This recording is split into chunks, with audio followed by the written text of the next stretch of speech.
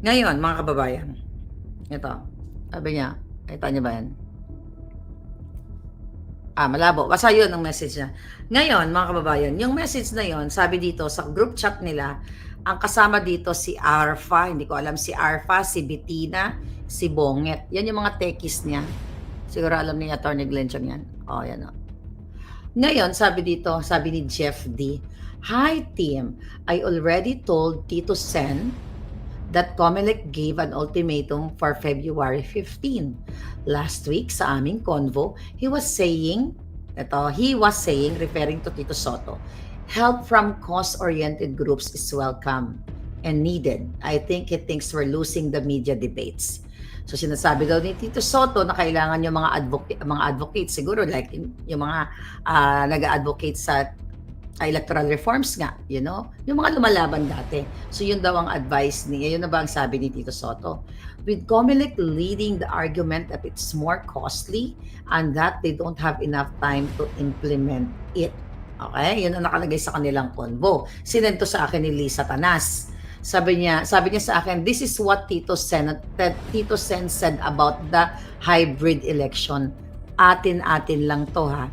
Okay? Yan no, atin-atin lang, Kay. Ayan no, atin-atin lang. Ayan no, sabi niya, atin. Is that atin-atin lang? Ayan no, atin-atin lang, Kay. Nakita nyo? Yan, nababasa niyo, di ba?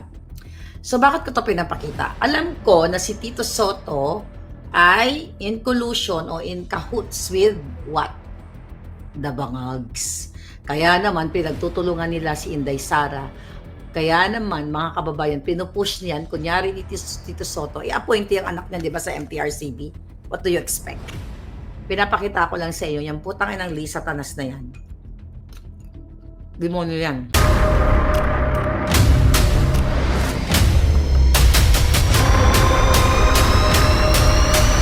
Bago tayo mag-umpisa, baka pwede niyong i-like ang video na to. Malaking bagay ang like sa aming mga content creators. Maraming salamat po.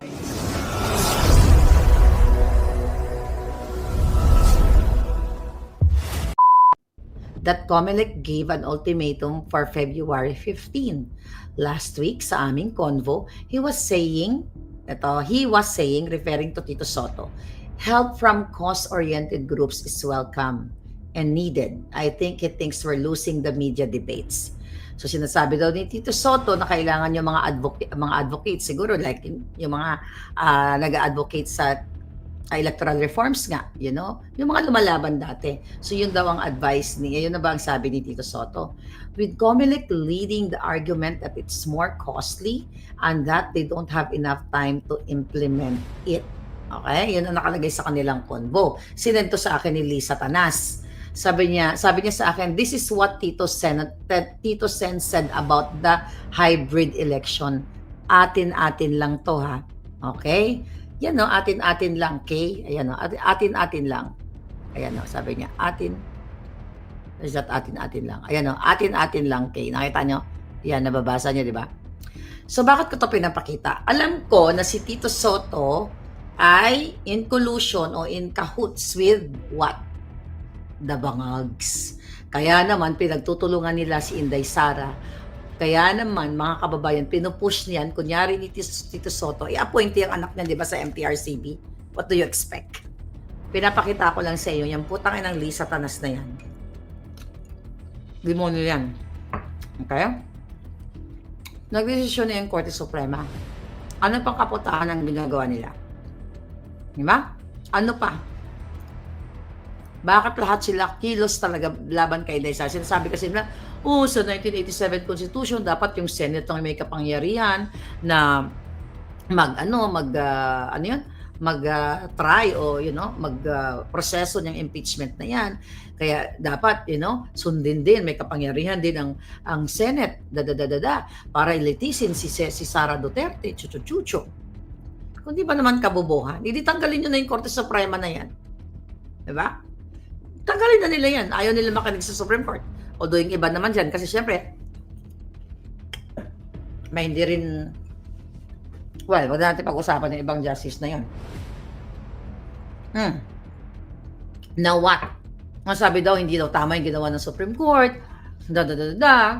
Kasi ito ay kapangyarihan ng Senado, putang ina. Papaniwala ba kayo doon? Mapapadyutang Genimes ka na lang talaga sa mga hinayupak na mga bangag na ito. Ngayon, mga palangga, ang sinasabi nila ay hindi po yan mangyayari. Kasi nga, yan ay dinesisyonan na ng Supreme Court at ito ay ginagawa ng makakaliwa, bangag, administration, alpoterang, bangag, NPA, diktador kung ano-ano pa man, ay dikta lahat yan ni Liza Tanas. Kasi kinakabahan na yan, mga hinayupak na yan, at ang iba dyan, tumatalo na ngayon sa bakod ni Inday Sara, dahil syempre may nakikita sila talagang hindi na mananaig itong bangag na administrasyon, itong Romualdez, Tambaluslos, itong lahat ng mga kumakampi sa kabangagan para gipitin si Inday Sara. Inilista ko na lahat. Hindi, joke lang. Hoy, kayo mga kalyado ni Inday Sara, ilista nyo na lahat ng mga politiko at markahan nyo na sila kasi sooner, okay, pag nakita nilang, well, malakas naman talaga mga Duterte, ay magkakabilang bakod yan. Okay? Magkakabilang bakod yan. Kahit ano pa ang push nila ngayon, mga kababayan. Kaya Inday Sara, mag-antay na nga, sabi nga ni Spook Sari Roque, mag-antay na lang sila sa Feb 6. Mag-file na naman sila uli ng what? Ng impeachment. So, ang ginagawa nila ngayon ay what? Yun nga, sabi ko, optics, harassment sa mga Duterte. Yan lang ang pwede nilang gawin. Guluhin ang Pilipinas, mag-optics si Bangag, nagbigay-bigay na naman ng donate ng tawag dyan. Nasa eroplano na naman, nag-emote-emote na naman, 'di ba? Kunyari bigay-bigay ng relief goods, kunyari nagkukumpas-kumpas ang addictus, din si Liza Tanas. Ayun, pumunta napahiya doon sa lugar din sa Maynila, nagbitbit ng balde na mas maganda pa ang mukha ng balde sa pagmumukha ni Liza Tanas. Ang mukha ni Liza ay mukha ng alkitran. 'Di ba? Ang iho de punggol niya daw gwapa pa ang alkitran sa iya. Nami ipilit sa giti niya para mag-ano siya, kisi-kisi. Ano, Lisa? Ha? Makukulong ka din. Magbabayad kung hindi ka makulong, malalagutan ka ng hininga, katulad ni Tanto ko dahil sa pagiging addictus benedictus mo. So mga kababayan, ulit-ulitin ko, harassment na po ang ginagawa ng mga hayop na to kay Inday Sara at kay Pangulong Duterte. Kinidnap nga nila eh. Kaya di ba sabi ko kahapon ba yun na nag-vlog tayo?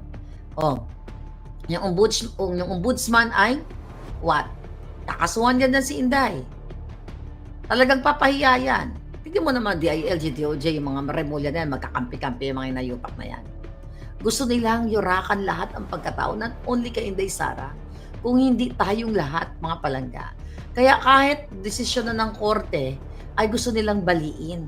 Kahit na malinaw na may mga magagaling na abogado, mga nagpapaliwanag na hindi mo pwedeng bawiin o baliin yung sinasabi ng Supreme Court decision kasi yan ang pinakamataas. Pero pinipilit nila yung motion kajutang reconsideration na yan para what? Dahil sabi ni Tabaluslos, gagawin daw nila, i-exhaust daw nila lahat ng remedy, chuchu, magpapile sila ng motion, Ano ang gagamitin nila na dahilan? Syempre, the same story, yung tungkol dyan sa 125 million, na yan, confidential chuchu. So, gagawin nila mga palangga, talagang magbabayad yan ng mga trolls media para sirain si Inday Sara. Hindi pa sapat yung pag-kidnap nila kay Pangulong Duterte. Hindi sila makaantay na they can file next year again ng articles of impeachment laban kay Inday Sara kasi instead na alagaan kayo, ang ating bayan, bigyan kayo ng magandang bukas, OFW, lahat ng Filipino, pinagkakabala nita itong si Princess Sara. Hindi nila kayang pataubin sa legal way. Kaya ang ginagawa nila ay panggigipit. Ang ginagawa nila optics lahat. Lahat pang bababoy ang ginagawa nila kay Pangulong Duterte, kay Inday Sara sa mga Duterte. Tignan mo yung boxing yung pag-practice ni Torre. 'Di ba? Pagtatakip 'yan. Ayaw nilang pag-usapan na si Marcos Jr., si Liza Tanas, okay, ay may nagurgur doon. Okay, ng asawa ng kalang appointee sa Beverly Hills. Dahil nagbitbit sila o bumili sila ng pulburon o ng mga pinagbabawal na powder, white powdery substance para mamatay yung tao na yon. 'Di ba? Tapos si Dina Arroyo Tantoco, ang kapal ng mukha, nandyan pa rin. Bakit, Dina? Natatakot ba kayo na mahubaran yung mga illegal na, mga anong tawag diyan, yung mga kontrata niyo na hindi dumaan sa bidding? Hoy, mga puting ahas diyan, baka naman i-forward na sa akin yung mga papel na 'yan. Bakit ayaw tanggalin ni Bangag Jr. si Dina Arroyo Tantoco na umamin na bangag? Umamin based sa Beverly Hills Police District, o Police District ba? Is it district? Police, yeah. Okay, parang Pilipinas lang, ano? Na siya ay lango na lango sa pulburon, sa Mary Jane, sa alak. Imagine mo, lahat tinitira nila. Pero anong ginagawa niyo, mga hinayupak kayo? Ikaw, Tito Soto. Ikaw, Tulfo, well, expected yun na yan. Kayo, mga hinayupak kayo, tahimik kayo, di ba? Ayaw niyong pag-usapan yung pinakamalaking issue ng appointee ni Bangag ay lumaklak ng sandamakmak na mga pulburon. Kaya dahilan na namatay itong taong ito dito. Ayaw niyo pag-usapan yan. Gusto niyo si Sara, si Sara, si Sara.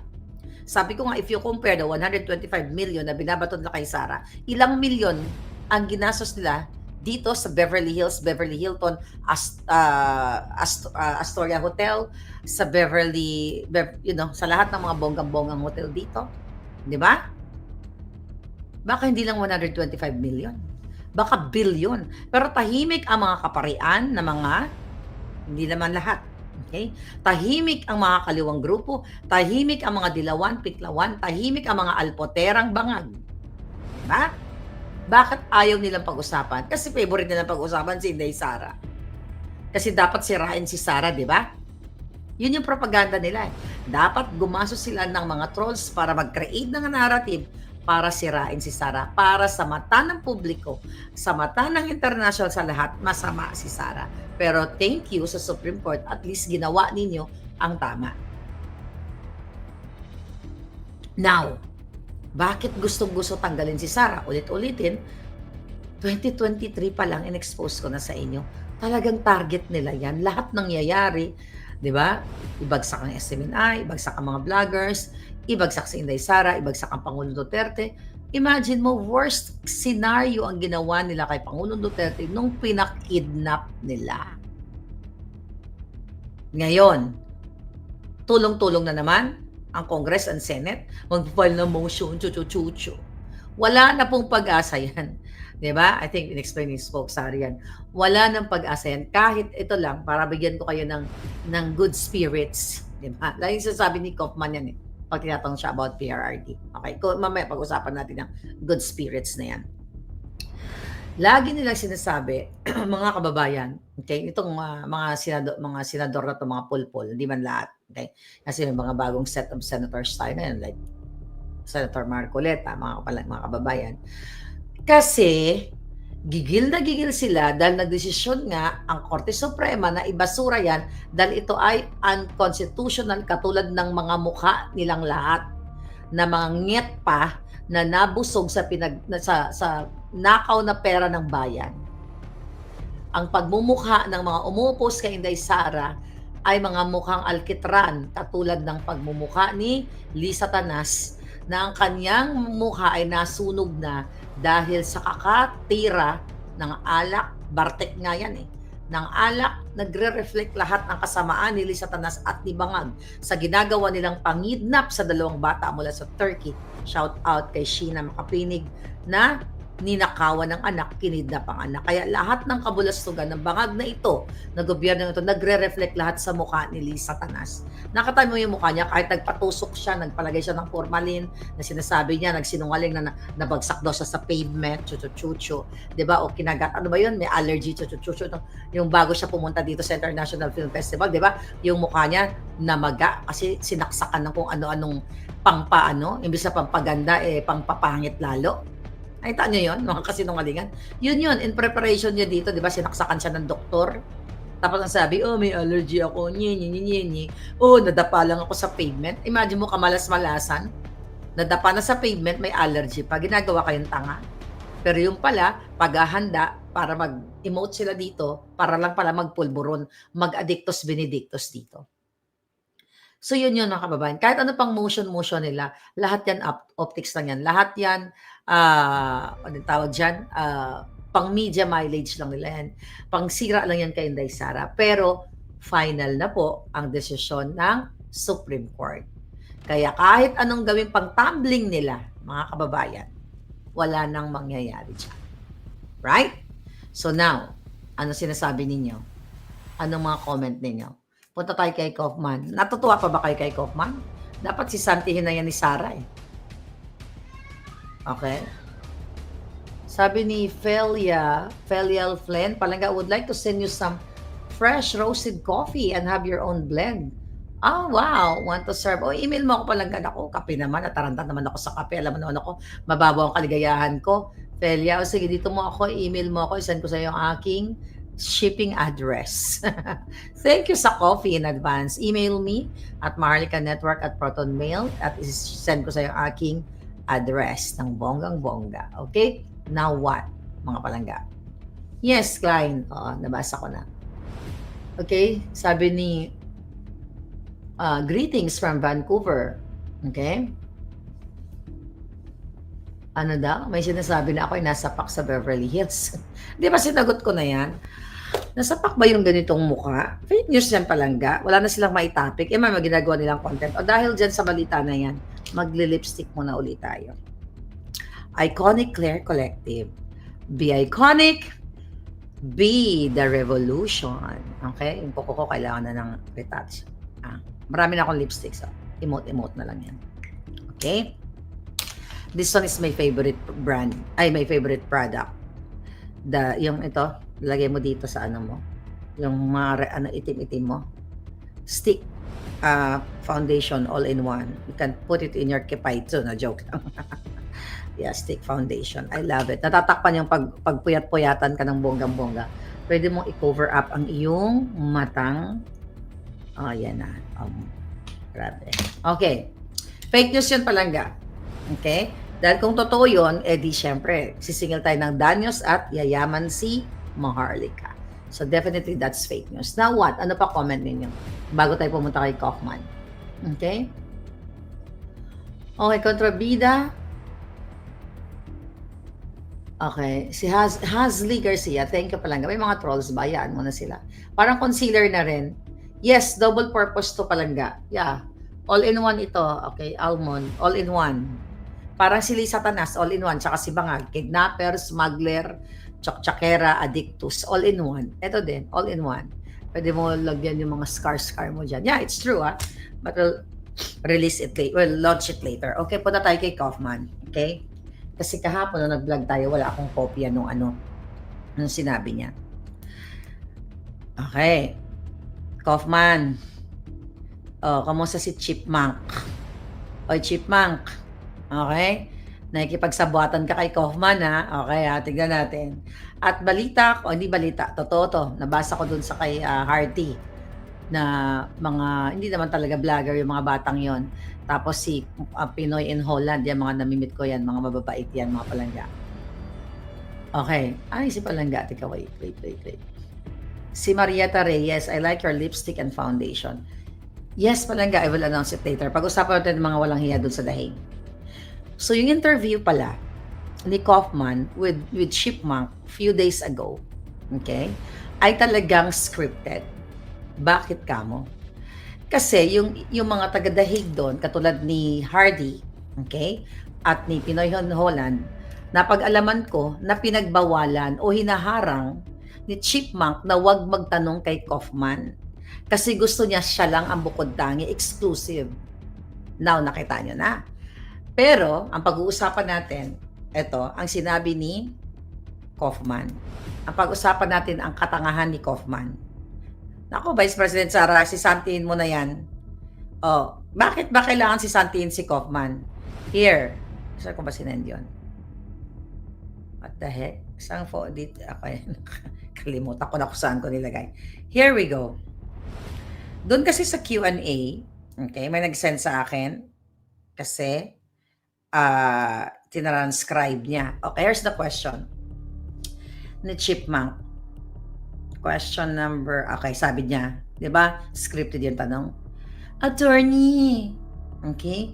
Attorney Alpotera, on a scale of 1 to 10, how confident are you that Duterte can return home? Ito yung sinasabi ko. That Duterte can return home. If this is your line of questioning or question coming from the heart, kung ako ang magtatanong nito, di ba?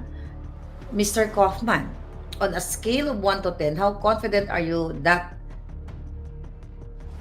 President Duterte, at least you respect President, or of course, you cannot use Tatay Digong, my beloved President, can return home. Pero in-address niya as Duterte lang na formal question.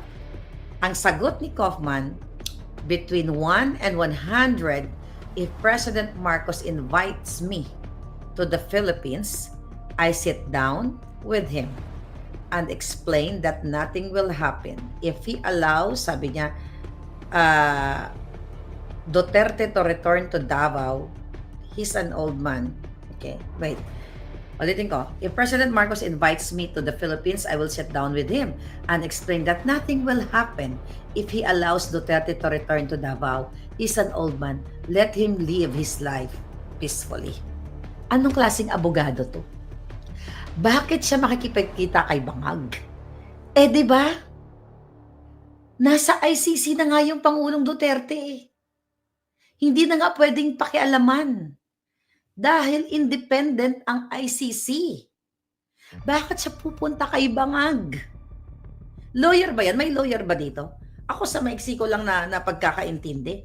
Bakit ka pupunta kay Bangag? Bakit gusto niya magpa-invite kay Bangag? Kaya dapat na siyang sisantihin. Wala siyang, hindi niya mapapalaya ang Pangulong Duterte. Bobo to. Bobo tong putang inang Kaufman na to. Wala akong pakialam. Kung hanggang ngayon, siya pa rin ang abogado ni Pangulong Duterte. Bobo talaga. Meron bang lawyer na ganyan, na ICC, para mapalaya si Pangulong Duterte, pupunta siya kay Bangag? Bakit? Si Bangag ba taga-ICC? Use your head, Kaufman. Or ikaw, kasabwat ka ba ni Amy Marcos? At itong si Chipmunk, yun yung mga script ni Kaufman, yan din yung binabasa niyo yung mga tanong. Open your brain. Okay? Open your brain, mga kapalangga. Okay, I will gorgor the, ano tawag dito, yung mga nagpapakalat ng fake news. Okay? Ginorgor ko na. Okay, now what? Tama ba yon? Huwag na magtiwala si VP Inday kay Sara, sabi ni Rafi. Tignan ko muna yung iba pang mga tanong. Okay? Ngayon, mga kababayan, kahit hindi kayo lawyer, so ibig sabihin, si Kaufman dumidepende kay Marcos Jr. para mapalaya ang Pangulong Duterte. Si Santi na yan si Kaufman, mga pamilyang Duterte. Abogado naman si Inday. Yung mga advisor niya, meron bang ganyan? Na abogado, kailangan imbitahin sa Libangag para mapalaya si Pangulong Duterte. Eh putang ina, di na lang sana siya nag-abogado. Ano yan, Day? Oh, bakit nabubudol ka na naman ni, Amy Marcos, abogado nila yan. Ako sa pangunawa ko, sa payak kong pangunawa. Independent po. Di ba sabi, independent ang ICC. Hindi pwedeng panghimasukan kasi sinusunod na yung kadyotang Rome Statute na yan. So, ibig mong sabihin, Kaufman, pag sinabi ni Bangag na, palayain na yan, pauwiin na si Pangulong Duterte, ibig sabihin, mabaliwala na itong ICC? My God, mga kababayan, I'm sorry. Pero mukhang nabubudol tayo ni Kaufman kahit elementary high school ka. Bakit siya umaasa kay Bangag na gusto niya magpaimbita sa Malacanang? Sayang yung binabayad sa kanyang milyon-milyon, tama? O, bakit si Bangag ba? I-endorse na nga, although si Bangag ang nagpakidnap at saka si Lisa Tanas at nandiyan na sa ICC, bakit siya magpapaimbita sa Malacanang? Anong katangahan yan? Anong klaseng abogado yan? Kung nag-aaral tayong abogado, magaling pa tayo sa kanya. Oy, Kaufman, mag-resign ka na. Or else you, Duterte family, eject that walang kwentang abogado. Yun na nga. Si Bangag nagpakidnap. Ngayon, ano pa sabi dito ng mga katanungan?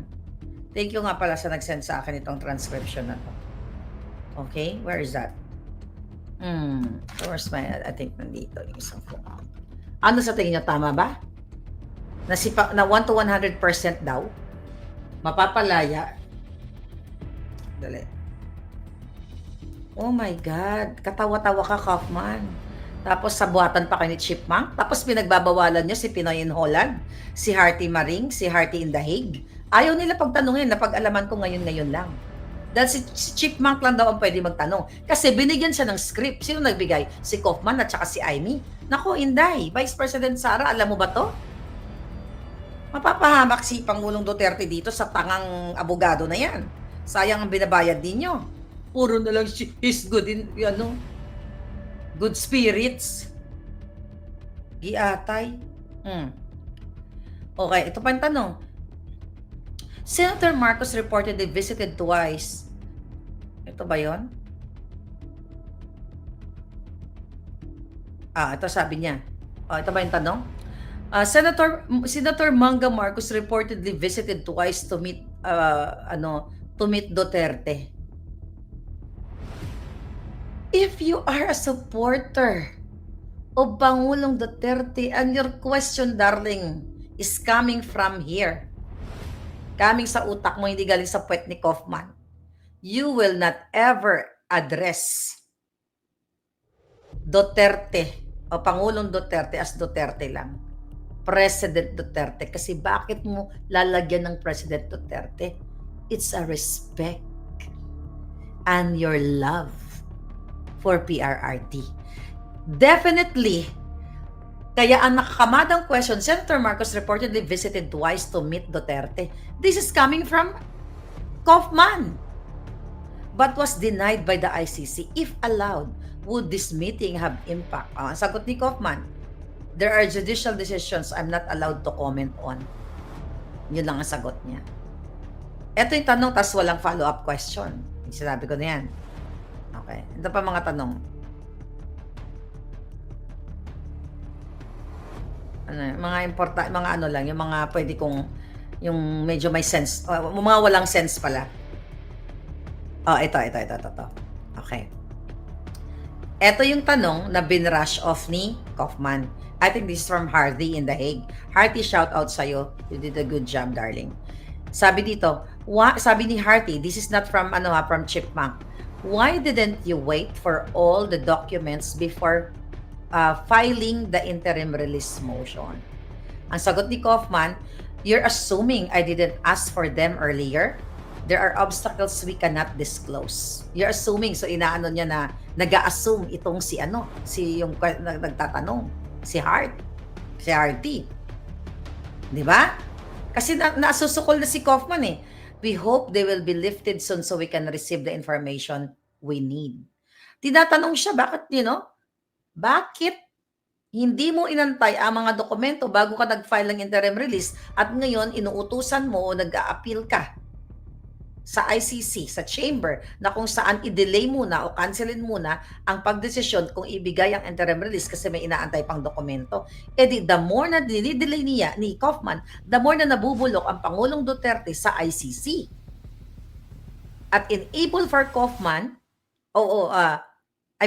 for PRRD na makauwi sa Davao, kailangan munang makipag-meeting si Bangag Jr. kay Kaufman. Gago pala tong lawyer na to. Sayang ang milyon-milyon binabayad dyan. Kung ito lang pala ang pwedeng makapag-release kay Pangulong Duterte. Ako, nag-a-appeal ako sa mga Duterte. Eject that fake lawyer. Na-check na ba ang reputation nan? Ang reputation yan. Kasi ang magaling na lawyer, hindi niya sasabihin, tinanong ka on a scale of 1 to 10, diba, how sure are you na mapapauwi si, defensive si Kaufman, sabi ni Maclean, mapapauwi ang Pangulong Duterte. O si Mr. Duterte ba, ang sabi niya dito? Kailangan daw, sabi niya, if President Marcos invites me to Malacanang, if I would sit down with him. So, ibig sabihin, Vice President Inday Sara, di ba? Wala na tayong laban sa ICC. Kasi ang pwede lang magpapauwi, according sa abogadong pulpul na yan, ay si Bangag. So what's the point, Day? Day, baste, pulong, Mama Hanilet. Okay? Kitty. Sino ba yan? Well, apat na lang na anak. Wag na si Hanilet. Kitty, Pulong, Basti, Inday. Anong ginagawa natin kay Kaufman? Sayang pera nyo dyan. Push the button. Eject. Kulang sa utak. Tanga. Nasa ICC na yan. Pati si Chipmunk, i-eject na yan. Italik silang dalawa ni Kaufman. Dahil magkasabwat sila sa Q&A. At least maganda rin yun. Nahubaran natin, di ba? Okay. Tignan natin to. Dali lang, may babasan. Yeah. Pinigilan na si Pinoy in Holland tsaka si Hearty in The Hague. Ayaw pag inarangan. Di ba? Sinusuppress niya. Bakit? Dahil nag-usap na kayo ni Kaufman, ha? Alvin the Chipmunk. Oh. Ikaw, Alpot. Magkakasabwat kayo? Huwag ka nang umasa, Alpot, na pag lumabas si Pangulong Duterte, ay mabababoy mo uli. Utang ina nyo. Tandaan mo yan, Alpot. Yung tao mong si Chipmunk, tanga. Akala mo ang galing-galing, nagbasa English. Yung mga tanga naman natuto, uy, ang galing-galing. He sounds like a lawyer. Ulul. Binigyan ng script, lawyer na ang dating. Hindi ka marunong mag-follow up question. Walang emotion. Parang robot ang tanong. Now, alam nyo na pinagbabawalan yung mga taga-dahig doon. I-insist nyo, maring ang inyong right. I mean, my God, bakit kayo nagpumayag na magpapigil sa isang ulol na yan? Na sinungaling to the highest level? Sabi mo nga, maring, yun ang mas kailangan ni Chipmunk. Kasi, gipit. Gipit, walang pera. Alam ko naman si Maring may sports car yan eh. Richie Beachy yung bata eh. Hindi niya kailangan maging asong ulul. Ika, may babasahin lang tayo. Sino yon?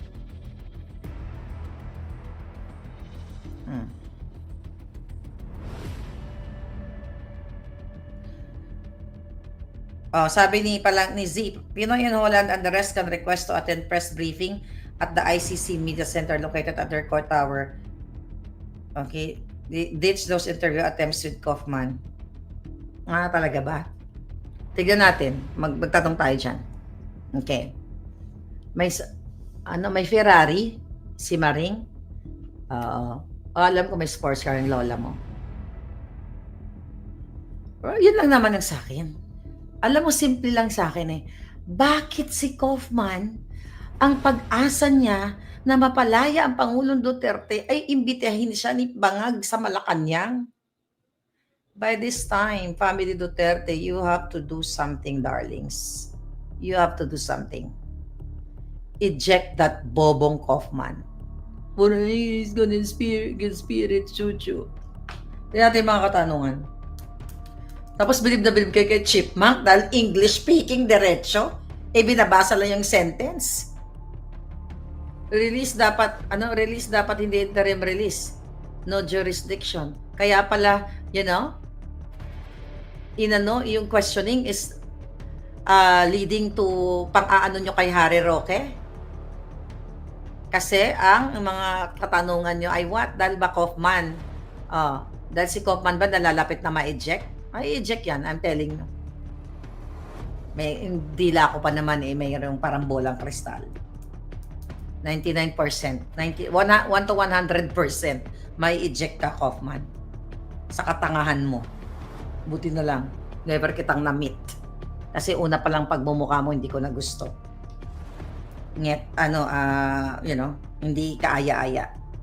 Okay? Pareho kayo yung mga festlock nyong mga festlock nyong unconstitutional. Okay. Here we go. Saan pa tayo pupunta? Dito pala. Nandito yung question and answer. Thank you nga pala si Palangga na nag-send sa akin. Okay. Yun pala yung question ni Maring.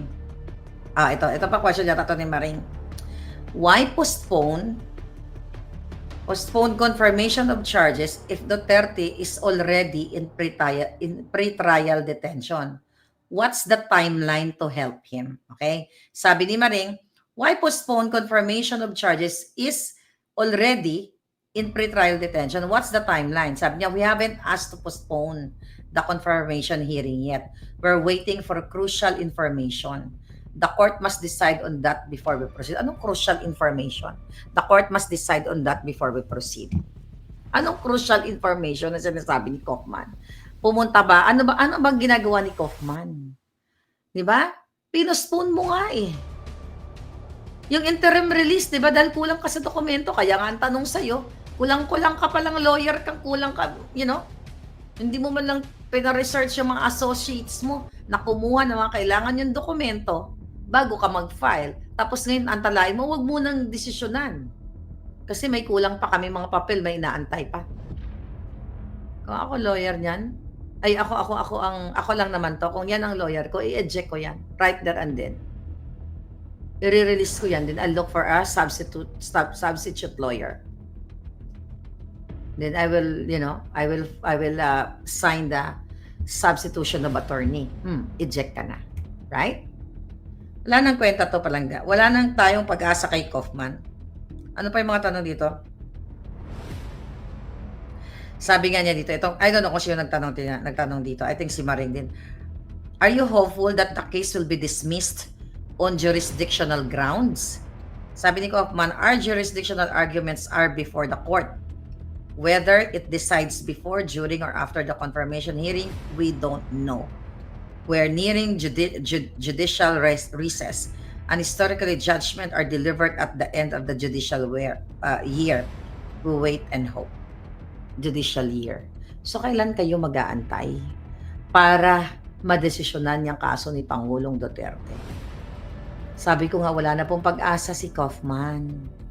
Kasi, ang sabi niya nga dun sa tanong, 1 to 100% mapapalaya lang si Pangulong Duterte, maibabalik lang sa Davao kapag inimbita siya ni Bangag sa Malacanang. Diyan pa lang, mga kababayan. Dapat nagigising na ang taong bayan.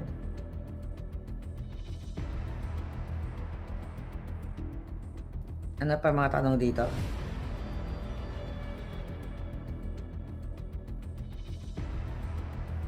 Do you believe, sabi ni Chipmunk, political motivations, local or international, are influencing this case? Sabi naman ni Kaufman, I don't get into politics.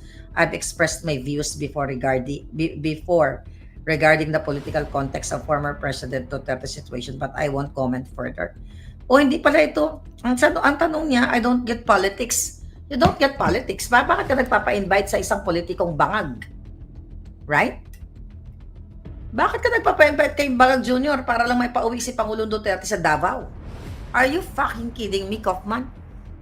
Napapa-English tuloy ako ng FFF. Bawal pa naman yun. Jutang Ginemes. Nasaan yung pamukpok ko, pupukpukin ko si Kaufman. Di, joke lang. Ay, nako. Well, mga palangga, ako dito, nagkakape lang ako, nag-enjoy ako sa buhay ko, ha? At ako, tinitiis kong kumain one meal a day. Parang alindog ko lalo kumaalindog. Pero itong si Kaufman, hindi ko matiis ang kanyang katangahan.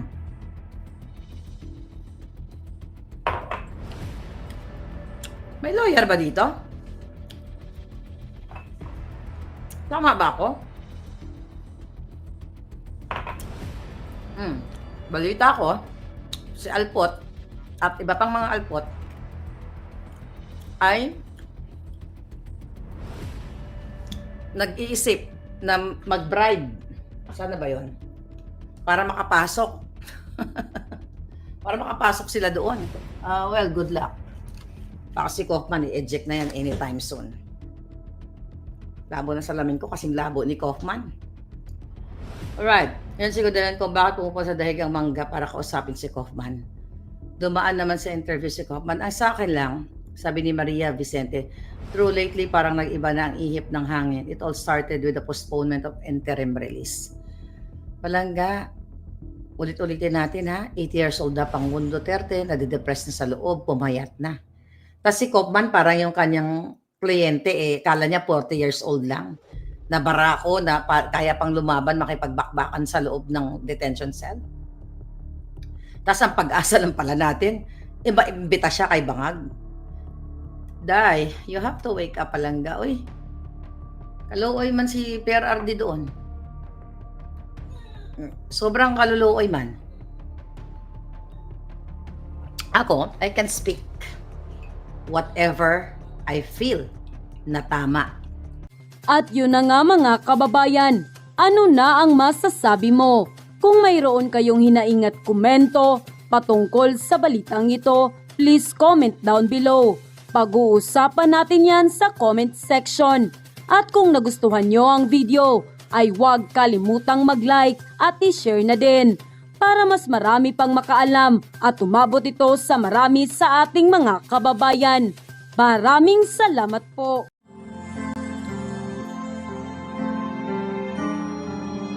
Ano yung melody ng song? Ang bayan ko'y pinagpala pagkat sa aming pinigay ang isang biyaya na mag-aahon sa hirap at dilim ng kahapon at sa bawat Pilipino'y magtatanggol sa bayan ko dating laganap pang-api at dusa sa aming mga mahihirap. Ngunit ikaw ay dumating, sagot sa aming mga dalangin. Muli kaming babangon, mabuhay ka na kay Digong.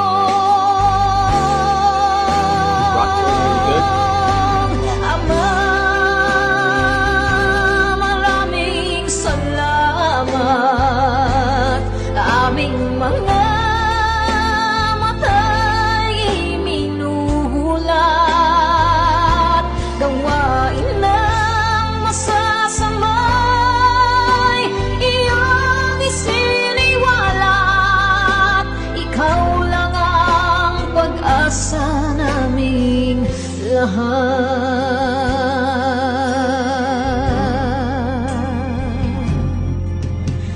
Very Bayan ko, Minamatay niya ako kung iyak ako. Pilipinas, muling makikilala at itataas. Katahimik ay maghahari sa ating puso'y mamamayani. Mga ngiti sa labi di mapapawi.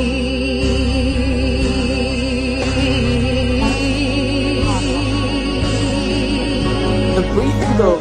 Mabuhay ka, Tatay Digong, maraming salamat.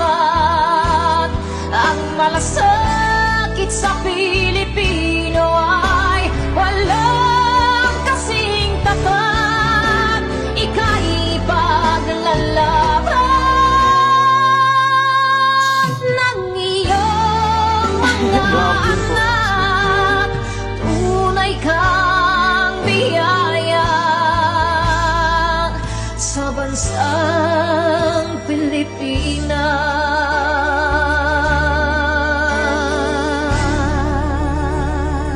Haba. Gosh. Irene Oika. Mabuti pa ang sardinas, may label. Eh tayo, wala. Nay, ito na yung bayad ko sa isa, ano? O, kunin mo yung isa. Isa muna. Iyan, no?